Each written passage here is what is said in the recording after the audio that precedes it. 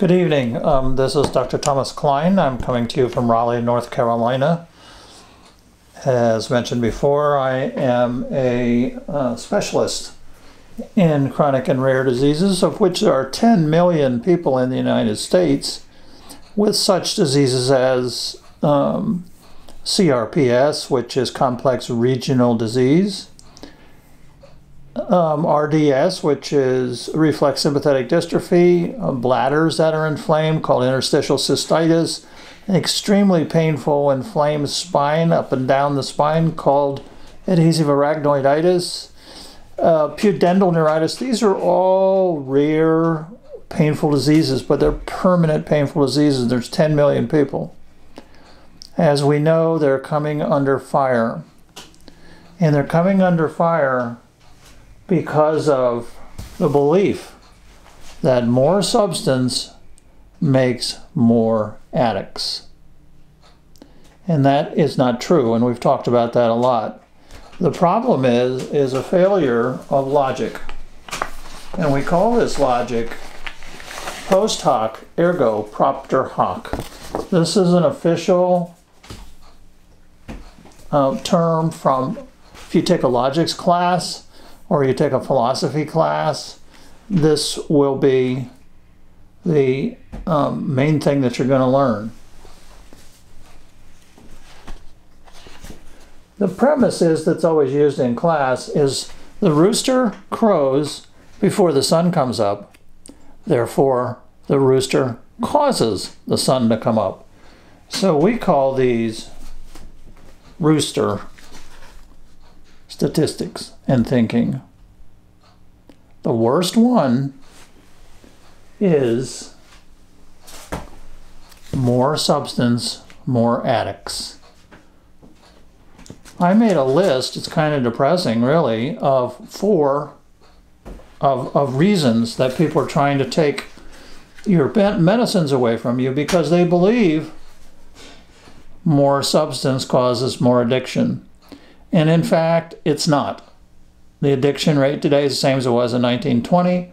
People that went to Vietnam and came back on IV heroin only had a 2% addiction rate. So it's not true. But people are having a hard time understanding this. And as a result, these are the first 5, 6 problems that we're having. So the federal government, through the CDC and through the Medicare administration, the CMS, is trying to limit the doses of opiate medications, opiate pain medicines. Why? More substance equals more addicts. Bad logic, rooster logic. It is true for other types of addictions, you know, cocaine and amphetamine, alcohol, marijuana. All of those, if there's more substance, you're going to get more people addicted. Now, our definition of addicted in that group is the use of substance to the point that it's ruining your daily life. So the federal government started back in 1909, at the turn of the century, when Randolph Hearst started to become afraid of opiates, afraid because they were changing the behavior of white women and making them loose and turning them into prostitutes and turning them into people running off with Chinese men, as we've mentioned before. But this is not true. When we researched the newspapers and stuff, there was a lot of xenophobic articles about Chinese people. None of them were true. Randolph Hearst made it up. So the second problem is, if my cameraman will zoom in on it, my cameraman is my 9-year-old grandson, who is just learning how to do this. Anyway, the number 2 is your doctor or prescriber. As you know, 75% of doctors have cut their patients off. This is through multiple surveys. One was 70%, one was, it doesn't matter. The majority of doctors and nurse practitioners and PAs are cutting people off because they are afraid of you. This is why people want you off their pain medicine, because they're afraid of you. They're afraid you're going to turn into a junkie. Now, I use that term in a nice way because junkies refer to themselves, but it's important because this is what people are really afraid of. They're not afraid of addicts. They're afraid of junkies because of the way it's been portrayed, you know, through reefer madness, that they lose their minds, which people on opiates do not do. They become dangerous, which people on opiates do not do. People who become dangerous are on alcohol, amphetamines, and cocaine. They are afraid of you. So, number 3, you're a pharmacist. Your pharmacist is so afraid of you and afraid of the police that the pharmacists are taking it upon themselves to stop prescriptions. And they can't do that without a medical license. And so we're going to try to do something about all of these things for the distributors.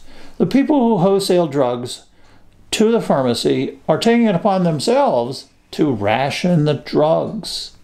Can they do that? Probably they can, but we're going to see to it that they don't do that. 5, the state government.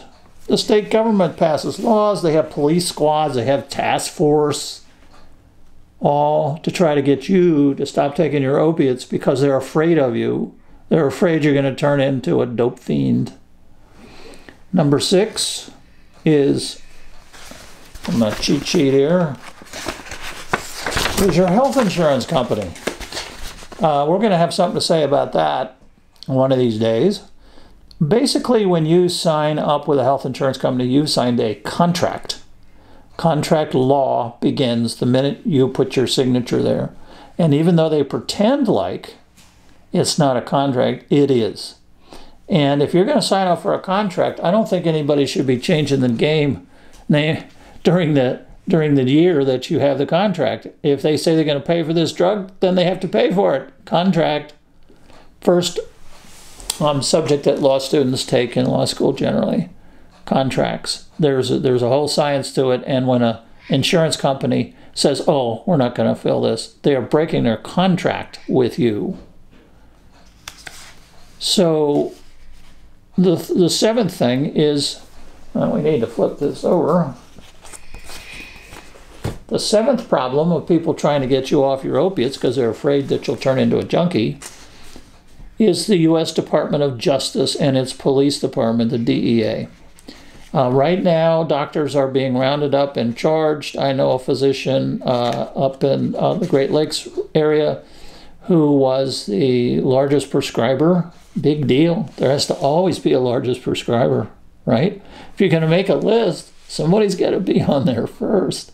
So he had a large pain practice. And so 25 DEA agents raided him last year, and they didn't do anything. So the DEA came in, and they said, here, sign this voluntary surrender. He refused. So the DEA summarily pulled his license. His pain practice came to a halt in 5 minutes. I saw some information about what it was. It's all the usual and customary. He did nothing wrong. He was practicing outside of medicine, the standards of medicine, and then the DEA hires some doctor, right? Well, what's the doctor going to say? Oh, he was doing fine? No. Bad news. Probably, we're guessing 80% of prosecutions of doctors are not for selling drugs. That's what the law is. The law is basically diverting drugs for sale. 8, the federal law. The Controlled Substance Act of 1970 from Richard Nixon is not really something we need to discuss today because it needs to go. The other laws are the DEA regulations. Okay, all of those things are laws. We have to follow those. And the DEA has to follow them too. So the DEA is not the problem. The problem is the law is telling the DEA what to do. They don't just make up things. 9. The prescription drug monitoring program, as we've been talking about, is becoming very destructive. And as I mentioned last week, I saw my own report that was stuck in there without my permission. All kinds of red flags, you know, too many people getting medicines. Yeah, well, I had extremely sick, permanently affected people that need doses, and we know that high doses are not a problem. Next are the state medical boards. In addition, the veterinary board, nursing boards, and pharmacy boards are all out to make sure that you don't turn into a dope fiend. The veterinarians now are prescribing anticonvulsants for dogs that just had surgery, and they're using gabapentin. The studies have shown that gabapentin doesn't work, by the way. Private groups, number 11. This is the famous PROP, or Physicians for Responsible Opioid Prescribing, which is, in itself is a non sequitur. Shatterproof, Remler Foundation, Brandeis Heller School, and others. And lastly, hospitals and emergency rooms. Hospitals are hiring people to run around and take charge of opiates. They're so frightened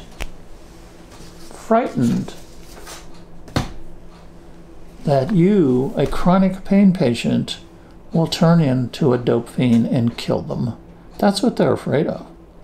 They're afraid for themselves and everybody else.